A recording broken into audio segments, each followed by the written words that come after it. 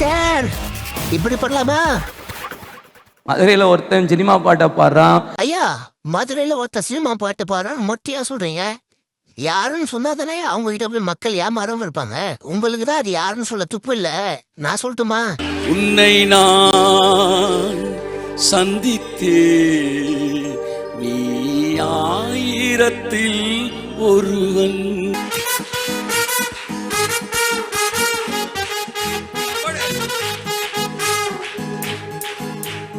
ஆடுவோம் பாடுவோம் கொண்டாடுவோம் ஆனந்தம் காணுவேன் என்னாலுமே. இவரு தான் அந்த மதுரையில சினிமா பாட்டு பாடுறவரு. இவர் பேரை ஏன் சொல்ல மாட்டாருன்னா, ஆல்ரெடி இவரை பத்தி பேசினதையே அவரும் ரிப்ளை கொடுத்துருக்காரு.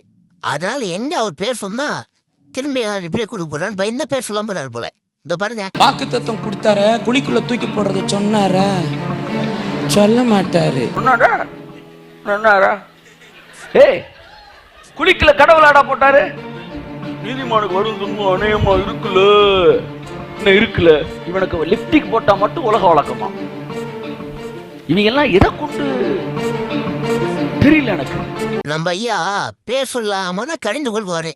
பேர் சொல்லிட்டா எங்க நம்ம பேரை ஏதாச்சும் தெருவுக்கு எடுத்து போறான்னு பயம் போல. சரி ஐயா, ஒன்னும் நிறைய பேரை பேர் சொல்லாம கடிந்து கொண்டுள்ளாரே. யார் யாருன்னா சொல்றாருன்னு பாப்போம். உங்க சென்னையில ஒருத்தன் சினிமா பாட்டை பாடுறான். அடுத்து சென்னையில ஒருத்தர் சினிமா பாட்டு போறாங்க. அதோட பேர் சொல்ல மாட்டாரு. யாருன்னு பாத்துலாமா?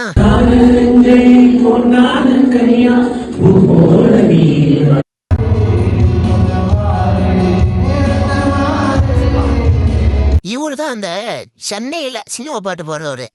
இவர் பேரே சொல்ல மாட்டாரு. ஏன்னா பேர் சொன்னா பிரச்சனை வரும் இல்ல. எதுக்காக நான் பேர் சொல்லினே? கோயம்புத்தூர்ல ஒருத்தன் சினிமா பாட்டை சர்ச்சுக்குள்ள பாடுறான். மலேசியால ஒரு பேய் சர்ச்சுக்குள்ள சினிமா பாட்டை பாடுது. ஐயா, கோயம்புத்தூர்ல மலேசியாலயும் சினிமா பாட்டு பாடுறவங்க பேயின்னு சொல்லி தருது. அந்த பேயோட பேர் சொல்றது உங்களுக்கு பயமா? ஏன் பேய்னா ரொம்ப பயமா உங்களுக்கு? சரி, ஐயாக்கிற பேர் சொல்ல முடியல. அந்த ரெண்டு பேர் யாருன்னு பார்க்கலாமா?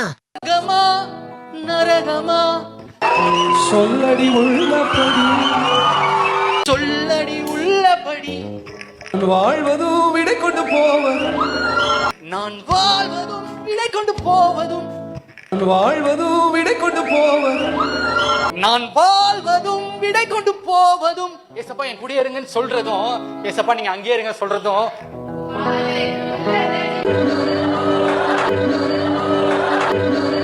ஐயா, இவங்க எல்லாரும் தான் பேயின்னு பேர் சொல்லாம சொல்றாரு. ஏன்னா பேய பேர் சொல்லி சொல்லிட்டானா பேய்கிட்ட இருக்க மக்கள்லாம் அவர் பேயின்னு தெரிஞ்சு ரசிக்கப்பட்டுருவாங்கல்ல. அதனால ஐயா பேர் சொல்லிதான் யாரையும் சொல்ல மாட்டாரு. யார் எக்கிட்ட போல என்ன, இவரு தேவை ஒரு வாய்ப்பு. யார் கொடுத்தாலும் அங்க போயிட்டு பேர் சொல்லாம ஏதாச்சும் ஒரு மணி நேரமோ இல்லை 2 மணி நேரமோ ஏதாவது ஒன்று கத்திட்டு வந்துட வேண்டியது. இதுதான் அவரோட ஊழியமா பார்த்துக்கிறாரு. சிரிப்பு வரல எனக்கு. மண்டையில அடிச்சு அடிச்சு எங்க சர்ச்சு அழுதோம். என்னையா இவன் சினிமா பாட்டு பாடுனா பார்த்து அதுன்னு என்ன சொல்றீங்க? இங்க ஒருத்தர் சிரின்னு பாருங்க. கிறிஸ்டின் சாங் ஒன்று வந்து ப்ளே பண்ணிட்டு இருக்கிறேன். கண்ணா பின்னான்னு ஆடுறாங்க. அதை பார்த்து நான் சிரிச்சு, என்னப்பா இப்படி கொலை பண்ணி வச்சிருக்காங்க, நான் சிரிச்சிட்டு இருக்கிறேன். இப்போ வந்து எங்கள் அப்பா வந்து அப்படி கிராஸ் பண்ணுறாங்க. கிராஸ் பண்ணும்போது ஒரு ஃபியூ செகண்ட்ஸ் அப்படி பார்த்தாங்க. ஏன்னா ஆண்டோடைய நாமத்தை சொல்லிட்டு தான் அந்த வீடியோவே இருக்கு. அப்படி பார்த்துட்டு நான் இப்படி சும்மா எதாச்சும் அப்பா பார்த்துட்டு நான் சிரிக்கிறது மாதிரி அவங்களும் சிரிப்பாங்கன்னு சொல்லிட்டு ஏதோ ரொம்ப வருஷத்துக்கு முன்னாடி இப்படி பார்க்க எங்கள் அப்பா கண்ணில் அப்படி கண்ணீர் வந்துட்டே இருக்கு. பாத்தீங்களாயா, பையனுக்கு சிரிப்பு வருது, அப்பாவுக்கு உங்களை மாதிரி கண்ணீர் வருது. ஆனாலும் இந்த மாதிரி பாடுறவங்களாம் பார்த்து சிரிக்கிறதுனாலையோ இல்லை அழுவுறதுனாலையோ என்ன யூஸு? இப்படி சிரிக்கிறதுக்கு அழுவுறதுக்கும் பதிலா அந்த மாதிரி பாட்டு பாடுறவங்களை எடுத்து கேள்வி கேட்டு இந்த மாதிரிலாம் வேதத்தின்படி தப்பு பண்றீங்க அப்படின்னு கேட்டு அவங்க கிட்ட போற மக்களையாச்சும் நீங்க காப்பாத்திடலாம். அதையும் பண்ண மாட்டீங்க. ஒருத்தர் நாளா சிரிக்கிறாரு, ஒருத்தர் நாளா அழுகுறாரு. மண்டையிலையும் நெஞ்சிலையும் அடிச்சு என் சர்ச்சை எங்க ரத்தம் சிந்தி ஏசப்பா சம்பாதித்து கொடுத்த இந்த சர்ச்சை இப்படி தீட்டுப்படுத்துதுன்னு மண்டையிலையும் நெஞ்சிலையும் அடிச்சுட்டு அழதான் செஞ்சோம். சிரிப்பு வரல. உங்களுக்கு சிரிப்பு வருதா? ஐயா, எங்களுக்கு அவங்க சினிமா பாட்டு பாடுறதுனா பார்த்து சிரிப்பு வரலையா? நீங்க 5 ரூபாய்க்கு நடி சொன்னா 500 ரூபாய்க்கு நடிக்கிறீங்க பாத்தீங்களா? அந்த நடிப்பு பார்த்தா சிரிப்பு வருது. நல்லா பண்றீங்கயா. இந்த மார்ல தட்டின்னு தலையில தட்டின்னு நல்லா பண்றீங்க. சூப்பரையா. இதை பார்த்தா சிரிப்பு வருது. அந்த மகிமையான மணவாளனை சந்திக்கிற மணவாட்டியா என்னை ப்ரிப்பேர் பண்ணிட்டு இருந்த சபைய இன்னைக்கு கெடுத்துக்கிட்டு இருக்கிற ஒரு கூட்டம் வஞ்சகமா. ஐயா, ஒரு கூட்டம் வஞ்சகமா கெடுக்குதுன்னு உங்களுக்கு தெரியுதுல்ல. கெடுக்கிற மக்களை இப்படிதான் வஞ்சிக்கிறாங்கன்னு பேர் சொல்லுங்க. அத போறவங்க தப்பிப்பாங்க. இல்லைன்னா உங்களை பத்தி ஏன் பேசுறீங்க? அகஸ்தீனனும் மோகனனும் தூத்துக்குடிக்கு பேரும்பு பெருளாக்கு வருவாங்க. சரியா? எங்க ஊர்ல பேரும்பு பெருளா, மிஷினரி பெருளா 37-38 வருஷமா நடக்குது.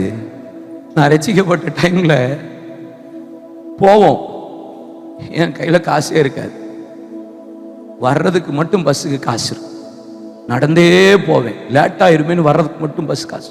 ஐயா ரசிக்கப்பட்ட புதுசுல மெசேஜை கேட்கறதுக்கு காசே இல்லைன்னா நடந்து போய் கேட்டு வருவாரு. ஆனா இப்ப ஊழியக்காரன் ஆனதுக்கு அப்புறம் யாருன்னா மெசேஜ் கூப்பிட்டாலே நல்ல ஏசி ரூம் போட்டு கொடுத்தாதான் நான் வருவேன், நல்ல சவுண்ட் சிஸ்டம் இருக்கணும்னு சொல்லி எப்படி பேசிட்டு பாருங்களேன். சொல்லுவாங்க, கார்த்திக் கமலாலியல் பிரதர் காணிக்க வாங்க மாட்டாரு, அவரை கூப்பிட்டீங்கன்னா உங்களுக்கு மீட்டிங் நடத்துறதுக்கு கொஞ்சம் நல்லா சீப்பா இருக்கும் அப்படின்னு சொல்லுவாங்க. என்ன கூப்பிட்டா செலவு ரொம்ப ஆகும், விளையாட்டுலாம் கிடையாது. ஆமா, எனக்கு காணிக்க கொடுக்க வேண்டாம், ஆனா நல்ல ரூம் போட்டு தரணும். ஆமீன் சொல்லுங்க. நல்ல மைக் செட் வைக்கணும், அதுக்கே உங்களுக்கு செலவு பிச்சுட்டு போயிடும். ஆமீன் சொல்லுங்க. ஐயா, ரசிக்கப்பட்ட புதுசுல எப்படி காசு இல்லைனாலும் நடந்து போய் மெசேஜ் கேட்கிற அளவுக்கு இருந்தீங்கல்ல, அதே போலதானே ஐயா ஊழியக்காரன் ஆனதுக்கு அப்புறமும் நடந்து போயிட்டாச்சு மெசேஜ் கொடுக்கணும்ல. போயிட்டு அட்டன் பண்ணுவோம், ஆசிரியனை மீட்டிங் முடியும். ஒரு வெறியா இருக்கும். ஒரு ஆல்டர் கால் கொடுப்பாரு, யார் வாரா அப்படின்னு குமுறலோடு கொடுப்பாரு. திட்டு முன்னாடி போய் விழுந்த நாட்கள் மொத்தமா வருவாங்க, பொத்துன்னு வருவோம். அப்படி அவசியம் வரன கூப்பிட்டு பொத்துன்னு வந்து என்ன பண்ணீங்க? ஏசி ரூம் போட்டு கொடு, வந்து மெசேஜ் கொடுக்குற, நல்லா சவுண்ட் சிஸ்டம் வச்சு கொடு, வந்து மெசேஜ் கொடுக்குற. இதுக்கு தானே ஓட்டிருந்தீங்க, நல்லா சொகுசா வாழ்றதுக்கு. உங்களை கூவி ஊழியத்துக்கு கூப்பிட்டா எங்க வருவீங்கன்னு நினைக்கிறீங்க? ஊழியத்துக்கு அனுப்புறதுக்கு இங்க யார் இருக்கா நினைக்கிறீங்க? ஐயா, உங்களை மாதிரினா ஊழியம் பண்றதுக்கு அவங்க ஊழியம் பண்ணாமலே இருக்கலாயா? ஆண்டவர் புறப்பட்டு போய் சகல ஜாதிக்கும் சுவிசேஷம் சொல்ல சொன்னாரு. நீங்க புறப்பட்டு போய் சுவிசேஷம் சொல்ல மாட்டீங்க. புறப்பட்டு வந்து மெசேஜ் கொடுன்னு சொன்னா கூட நல்ல ஏசி ரூம் போட்டு கொடுன்னு கேட்பீங்க. நீங்க பண்றதுனா ஊழியம், இதை வேற ஊழியம் பண்றதுக்கு அழைக்கிறீங்க. கூட்டம் அப்படியே போயிருவீங்க. நாங்களும் கூவிக்கிட்டே இருக்கோம், விடுதலை ஆயிரு, ரசிக்கப்பட்டு, அபிஷேகம் பெற்று, நீ எப்படியாவது கர்த்தருக்குள்ள வந்துரு, பலப்பட்டு. இயேசுப்பா உன்னை தேடுறாரு. இன்னைக்கு ஊழியம் செய்யல, அவருடைய இருதய துடிப்பு அறிந்து வேலை செய்ய ஆள் வேணும். நாங்களும் கூட்டத்துல போய் கத்துறோம், பேசங்க பண்றோம், என்னென்னமோ பண்ணி பார்க்க. ஒரு ஆள் 2 ஆள் வந்துச்சு ஓடிட்டு. ஐயா, நடிப்பு பத்தல, ஒண்ணும் கொஞ்சம் நல்லா நடிங்கயா. அழுகே வரல பாருங்க. இயேசு நல்லா பேசினாரு, ஊழியம் நல்லா இருந்துச்சு, யூத் மீட்டிங் நல்லா இருந்து. இப்படிதான் சொல்லிட்டே போறீங்களா? அவளை என்னைக்கு யாருக்காக வர போறீங்க? முதல்ல நீங்க ஆண்டவர்கிட்ட மனம் திரும்பி ஒழுங்கா வேதத்தை படிச்சுட்டு வேதத்தின்படி நீங்க ஊழியம் பண்ணுத. அதுக்கப்புறம் ஊழியம் பண்றதுக்கு மத்தவங்க அழைக்கலாம். அதை விட்டு இந்த மாதிரி டிராமா பண்ணி அலுவலம் பண்ணா சீன் போடாதீயா. அப்பட்டமா தெரியுது நீங்க நடிக்கிறீங்கன்ட்டு. என்னைக்கு இயேசுக்காக ஊழியம் செய்ய வருவீங்க? என்னைக்கு நார்த் இந்தியாவுக்கு போவீங்க? 7 லட்சம் கிராமம் இருக்கு இந்தியாவில், 4 லட்சம் கிராமத்துல சபை இல்ல. தமிழ்நாட்டில் 38 மாவட்டம் இருக்கு, 17,650 ரெவன்யூ வில்லேஜ் இருக்கு, 90,000 குக்கிராமம் இருக்கு, 17,650 ரெவன்யூ வில்லேஜ்ல 10,000 ரெவன்யூ வில்லேஜ்ல சபை கிடையாது தெரியுமா? 7 லட்சம் கிராமத்துல 4 லட்சம் கிராமத்துல சபையில தெரியுமா? 24,000 பாஷைக்காரர்கள், 12,000 பாஷைக்காரர்கள் எவாஞ்சலிக்கல் கிறிஸ்டியன். மீதி 12,000ல 8,000 பாஷைக்காரர்கள் கிறிஸ்டியன்ஸ். ஆனா 4,000 பாஷைக்காரர்கள் ஒரு முறை கூட இயேசுவை இன்னும் அறியல தெரியுமா? 2,292 பாஷைக்காரர்கள் இந்தியாவுல இருக்காங்க, இயேசுவை அறியாமல். ஐயா, அவங்க சினிமா பாட்டை கிறிஸ்தவ பாட்டுன்னு பாடி மக்களை ஏமாத்துறாங்க. நீங்க உபதேசன்ற பேர்ல ரமணா படத்துல ஒரு டைலாக் மாதிரி இவ்வளவு நேரம் லென்த்தா பேசி மக்களை ஏமாத்துறீங்க. 2 பேரும் ஒண்ணுதாயா. அவன் சினிமா பாட்டை பாடுறா, நீ சினிமா டைலாக் மாதிரி எங்க ஊழியத்துல வந்து வசனம் பேசினீர. 2 ஒண்ணுதான். அந்த சினிமா பாட்டை பாடுற கூட்டமும் சரி, இந்த சினிமா டைலாக் மாதிரி பேசுற இவ்வளவு சரி. 2 பேரும் ஒரே குட்டையில் ஊட்டின மாட்டீங்கன்னா இந்த மாதிரி ஆட்கள் பின்னாடி போய் ஏமாறாம ஒழுங்கா மனம் திரும்பி ஆண்டவர் யாருன்னு தெரிஞ்சுட்டு வேலை அடிச்சு படிச்சு அதன்படி வாழ பாருங்க. இல்லைன்னா ஆண்டவர் ஒருகளை ஏமாந்து போவீங்க. பாய். நம்ம truth scan AI channel videos நல்லா இருக்குல்ல, உடனே சப்ஸ்கிரைப் பண்ணணும். மக்களே, நீங்களும் லைக், ஷேர், சப்ஸ்கிரைப் பண்ணுங்க.